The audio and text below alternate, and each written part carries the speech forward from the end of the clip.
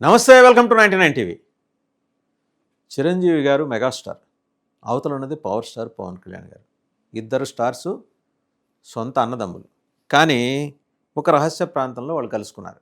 ఎందుకు కలుసుకున్నారు? కారణం ఏంటి? ఎక్కడుంది ఆ రహస్య ప్రాంతం? ఏమేమి మాట్లాడుకున్నారు? ఇవన్నీ ఇప్పుడు ప్రశ్నార్థకమయ్యాయి చాలామందికి, especially political circles across 2 Telugu states, 2 Telugu రాష్ట్రాల్లో ఉన్న పొలిటికల్ సర్కిల్స్లో. చిరంజీవి గారి నివాసంలోనే పవన్ కళ్యాణ్ గారు వారిని కలవచ్చు కదా, లేదా పవన్ కళ్యాణ్ గారి నివాసంలోనే చిరంజీవి గారు వారిని కలవచ్చు కదా. కానీ ఇద్దరూ ఏకాంతంగా 2 గంటల పాటు ఏం మాట్లాడుకున్నారు? It's a big news. ఖచ్చితంగా ముందర ఐబ్రోస్, చాలామంది ఐబ్రోస్ అలా పైకి లేచాయి ఒకసారి. ఏంటి, ఎందుకు ఈ రహస్య భేటీ? ఇద్దరు స్వయాన అన్నదమ్ములు అండ్ ఒకళ్ళకొకళ్ళకి తోడుగా ఉండి రామలక్ష్మణులా ఉంటారు.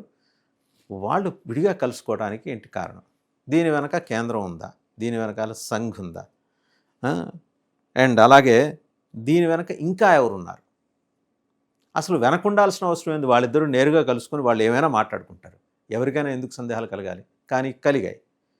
ఎవరికి కలుగుతాయి? సహజంగానే ఆంధ్రప్రదేశ్లోని కూటమి పార్టీలకు కలిగాయి.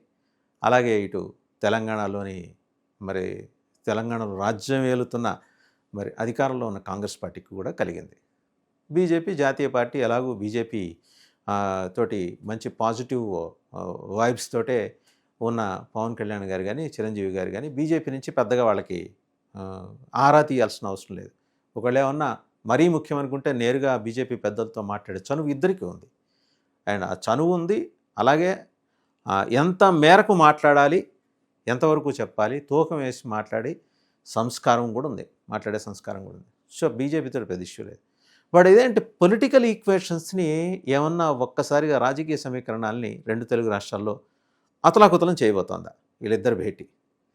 ఏమంటే వాళ్ళిద్దరు అన్నదమ్ములు, వాళ్ళిద్దరూ ఎక్కడో కూర్చున్నారు, మాట్లాడుకున్నారు ఏకాంతంగా. అన్నదమ్ముల మధ్య వాళ్ళు ఏదో చిన్ననాటి సంగతులు ముచ్చరించుకొని ఉండొచ్చు కదా అని అనేవాళ్ళు లేకపోలేదు, అన్నవాళ్ళు ఉన్నారు ఇప్పటికీ కూడా. కానీ ఇప్పుడు అందరికీ తెలిసిన రహస్యం, కొండ మీద రహస్యం. కానీ ఎవరు మాట్లాడట్ల, నోరిప్పట్ల. హైదరాబాద్ సినిమా ఇండస్ట్రీలో అందరికీ తెలుసు, హైదరాబాద్ పొలిటికల్ సర్కిల్స్లో తెలుసు, అమరావతి పొలిటికల్ సర్కిల్స్లో తెలుసు. బట్ అర్థం కాని విషయం ఏంటంటే, ఇద్దరు అన్నదమ్ములైనప్పుడు అంత రహస్యంగా ఎందుకు మాట్లాడుకోవాలి? అది కూడా రాత్రి సమయంలో ఒక 2 లేదా 3 గంటల పాటు ఏకాంతంగా మాట్లాడుకొని ఎవరిళ్ళకి వాళ్ళు వెళ్ళిపోయారు.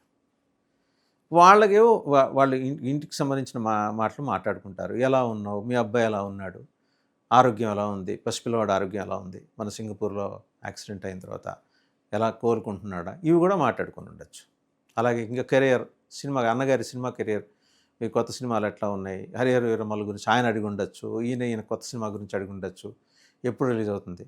కానీ ఇవన్నీ కాదు, ఏదో ప్రత్యేకమైన మతలబు ఉంది అంటే.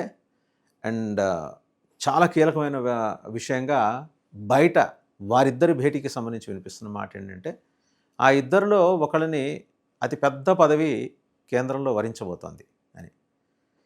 పదవులు ఇద్దరికీ కొత్త కాదు పని.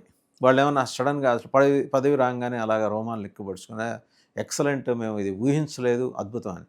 అలాంటి ఊహించిన ఎన్నో అద్భుతాలు వాళ్ళు సొంతం చేసుకుని వాళ్ళ జేబుల్లో వేసుకున్నారు. వాళ్ళ క్యాప్ ఫెదర్లో అలాంటి అద్భుతాలు బోల్డన్ని ఉంటాయి. క్యాప్లో బోల్డన్ని ఫెదర్స్ ఉంటాయి, అద్భుతాలకు సంబంధించిన ఫెదర్స్ ఉంటాయి వాళ్ళకి. సో పదవులు అనేవి వాళ్ళకి కొత్త కాదు, ప్రజాభిమానము కొత్త కాదు, పాపులారిటీ కొత్త కాదు.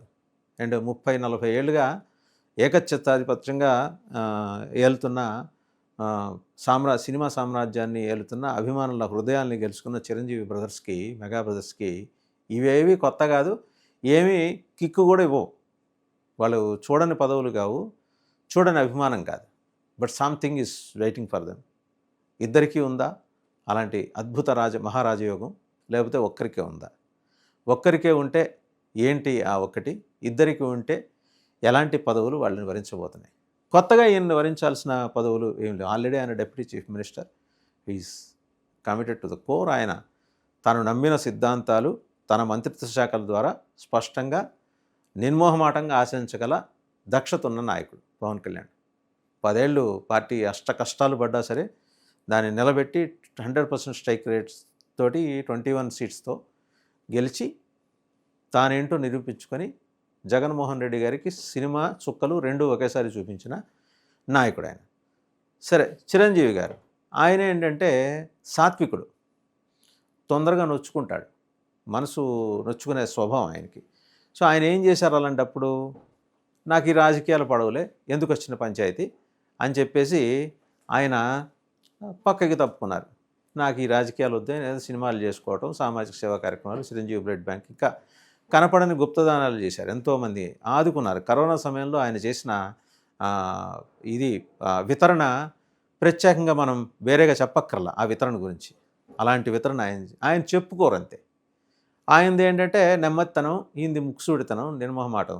ఆయనకి ఉంది నిర్మోహమాటం. కాకపోతే ఏంటంటే చెప్పాల్సిన వేదికల మీద చెప్పవలసిన సందర్భాల్లోనే ఎంతవరకు చెప్పాలో అంతవరకే తూకం వేసి చెబుతారు. ఈయన అలా కాదు, కుండ బద్దలు కొట్టినట్టు చెబుతారు. సరే, వీళ్ళిద్దరి ఇంకో బ్రదర్ నాగబాబు గారు, సో ఆయనది ఏంటంటే వీళ్ళిద్దరికన్నా భిన్నమైన శైలి, వెరీ అవుట్ స్పోకెన్. ఆ ఉన్నది ఆ క్షణంలో ముందర ఎవరున్నారు, వెనకాల ఎవరున్నారు, పక్కన ఏం చూసుకోరు, అనాలనుకున్నది అనేస్తారు. బట్ వేరాజ్ వీరిద్దరు ఏంటంటే, సరే పవన్ కళ్యాణ్ గారు అంటే 10 ఏళ్ల ట్రాన్స్ఫర్మేషన్లో రాజకీయాల్లోకి వచ్చిన తర్వాత తన్ని తాను ఎప్పటికప్పుడు రీడిఫైన్ చేసుకుంటూ,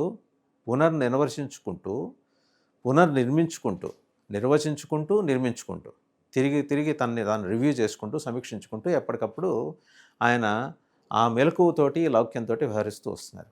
నచ్చలేదు, సైలెంట్ అవుతున్నారు. బట్ ఆయన రియాక్షన్ వేరుగా ఉంటుంది.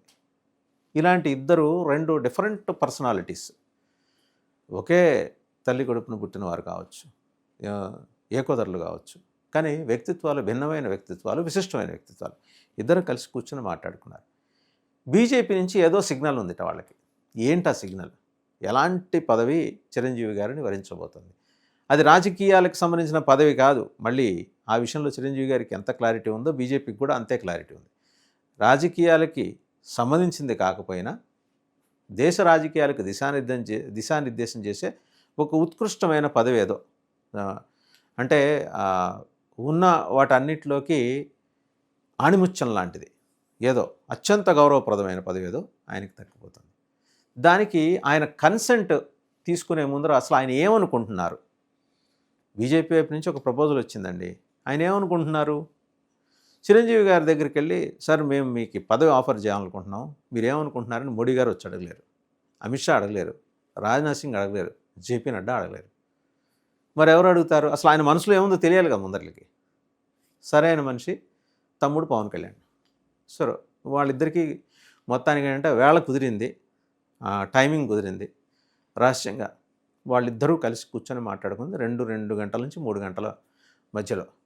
అన్నీ అసలు రాష్ట్రంలో, ఆంధ్రప్రదేశ్లో ఉన్న రాజకీయ పరిస్థితులు, ఒకవేళ కూటమి తెలంగాణలోకి అడుగు పెడితే కూటమికి ఎదురయ్యే సవాళ్ళు, కూటమిలో ఏ పక్షం ఎంత బలంగా ఉంది, అలాగే కూటమి ప్రభుత్వం మీద వస్తున్న రిమార్కులు, అలాగే అభియోగాలు, విమర్శలు, అన్నిటి మీద ఆయన గుచ్చి అడిగారట.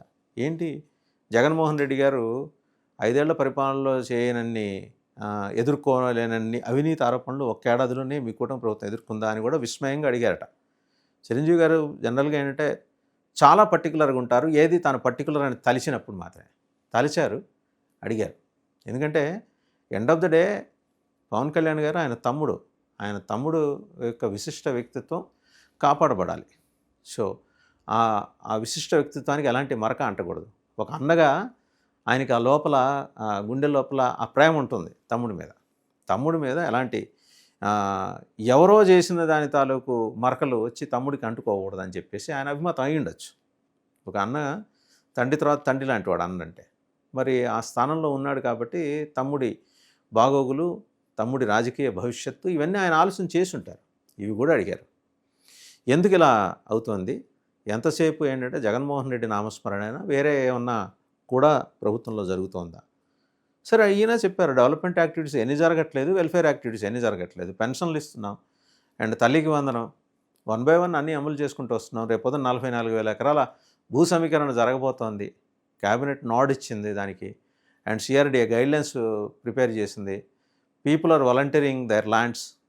సిఆర్డీఏకి ఇంతకుముందు 33,000 ఎకరాలు అలా ఇచ్చారు రైతులు, ఇప్పుడు కూడా 44,000 ఎకరాలు అలాగే ఇవ్వటానికి ఎక్స్టెండెడ్ క్యాపిటల్ కోసం అని చెప్పి, మహా రాజధాని నిర్మాణం కోసం అని చెప్పి ఎలా వాళ్ళు ముందుకు వస్తున్నారు అన్నీ చెప్పారు. రాష్ట్రంలో జరుగుతున్న డెవలప్మెంట్ యాక్టివిటీస్ అఫ్కోర్స్ అదే సందర్భంలో జగన్మోహన్ రెడ్డి గారి పర్యటనల పేరుతో జరుగుతున్న విధ్వంసం వెనకాలన్న శక్తుల గురించి ప్రస్తావన కూడా అన్నదమ్ముల మీటింగ్లో వచ్చింది. న్యాచురల్ ఈయనకున్న అండర్స్టాండింగ్ మేరకు ఎవరెవరు ఇన్వాల్వ్ అయ్యారు, ఎందుకెందుకు ఇన్వాల్వ్ అయ్యారు, ఏ కార్యక్రమాల వల్ల ఏ కార్యక్రమాలు వాళ్ళని అక్కడ దాకా నడిపిస్తున్నాయి జగన్మోహన్ రెడ్డి ఎంబడ, కేవలం విధ్వంసం ఒక్కటే మోటివా, ఇంకేమైనా ఇతర మోటివ్స్ ఉన్నాయా, దీని మీద ప్రభుత్వం ఎలాంటి ఎడ్యుడికేషన్ చేస్తుందంతా ఈయన చెప్పుకుంటూ వచ్చారట. ఇవన్నీ ఏంటంటే వాళ్ళిద్దరే ఉన్నప్పుడు జరిగిన అంశాల మీద వాళ్ళకి అత్యంత దగ్గరగా ఉన్న వాళ్ళు చెప్పిన మాటలను బట్టి మనం అర్థం చేసుకునేది. సో జనరల్గా ఒక ఇన్ కెమెరా మీటింగ్ లాంటిది వాళ్ళు జరిగింది, వాళ్ళిద్దరూ మాట్లాడుకుంది. అన్నదమ్ముల మధ్య ఇన్ కెమెరా మీటింగ్ అంటూ అంత స్పెసిఫిక్గా ఏది ఒక ఫార్మల్ మీటింగ్ లాగా ఏం ఉండదు, రిలాక్స్డ్గా కూర్చొని మాట్లాడుకుంటారు. But at the same time వాళ్ళకంటూ కొంత ప్రైవేట్ టైం ఉండాలి. అన్న తమ్ముడు ఇద్దరు మాట్లాడుకున్నారు, ఇద్దరు సెలబ్రిటీస్ మాట్లాడుకున్నప్పుడు they need to have some private time. ఆ ప్రైవేట్ టైంలో వాళ్ళు 1,00,000 మాట్లాడుకుని ఉండొచ్చు కాక. అందులో ఏమేమి అంశాలు ప్రస్తావనకు వచ్చాయనేది కనుక చూస్తే అర్థమవుతున్నది ఏంటంటే ప్రధానంగా 2 తెలుగు రాష్ట్రాల్లో జరుగుతున్న ఈ వ్యవహారాలు, దీంతోపాటు కేంద్రం ఎలా చూస్తుంది ఆంధ్రప్రదేశ్ని, అలాగే చిరంజీవి గారికి ఏ అంశాల మీద ఆసక్తి ఉంది, ప్రత్యేకంగా పవన్ కళ్యాణ్ గారు అడిగింది ఎలాంటి అంశాల మీద ఆయనకి ఆసక్తి ఉంది, అదర్ దాన్ పొలిటికల్ అపొలిటికల్ ఏంటి, ఆయన సేవా కార్యక్రమాలు అసలు ఆయన రక్తంలోనే ఉంటుంది. అది సేవా కార్యక్రమం అనేది ప్రత్యేకంగా దాని గురించి విడిగా చెప్పక్కర్లేదు. సేవా కార్యక్రమాలు నేను చిరంజీవి గారిని విడివిడిగా చూసే అవసరం లేదు, ఇద్దరు కలిసే ఉంటారు. చిరంజీవి అంటేనే సర్వీస్ మోటో అంటేనే చిరంజీవి. సో దాని గురించి ప్రత్యేక వివరణ అక్కర్లేదు, ఆయన వితరణ గురించి అడగక్కర్లేదు. ఆయన he has never tried to portray himself as a very big philanthropist. ఆయన చేయాలనుకునే చేస్తారు అంతేగాని నేను ఇంత చేశానని చెప్పి కింద ఫోటో ఇమేజ్ చేసి దాని కింద పేరు రాసుకోవటం, ఇంత ఇచ్చానని రాసుకోవడం ఆయనకు అలవాట్లేదు, అవసరం కూడా లేదు. సో ఇంత పెద్ద ప్రొఫైల్ ఉన్న చిరంజీవి గారిని ఏ పొజిషన్లో కూర్చోబెట్టాలి కేంద్రంలో? It must be a non political position, అది ఏదై ఉంటుంది. ఇది బిగ్ క్వశ్చన్. అండ్ ఇండస్ట్రీకి సంబంధించిన అంశాలు కూడా చాలా వచ్చినాయి. తెలుగు ఇండస్ట్రీ ఫేస్ చేస్తున్న సమస్యలు, వాటిని అడ్రస్ చేయాల్సిన విధానాల గురించి చిరంజీవి గారు కొన్ని సజెషన్స్ ఇచ్చారట. సీనియర్ మ్యాన్ ఇన్ ద ఇండస్ట్రీకి పెద్దన్న ఆయన. ఈరోజు ఆయన చెప్పే సలహాలు సూచనలు ఈయన కూడా చాలా వినమ్రంగా స్వీకరించారు. మొత్తానికి ఆ బిగ్ పొజిషన్ ఏంటనేది బిగ్ బ్రదరే చెప్పాలి. నన్ అదర్ దెన్ చిరంజీవి గారు తప్పించి ఇంకెవరు చెప్పలేరు, ఇంకెవరు అడగలేరు కూడా. ఆయన అంతటా ఆయన చెప్పేదాకా ఆగుదామా, కేంద్రం నుంచి అనౌన్స్మెంట్ వచ్చేదాకా ఆగుదామా? It's up to us. ఎంత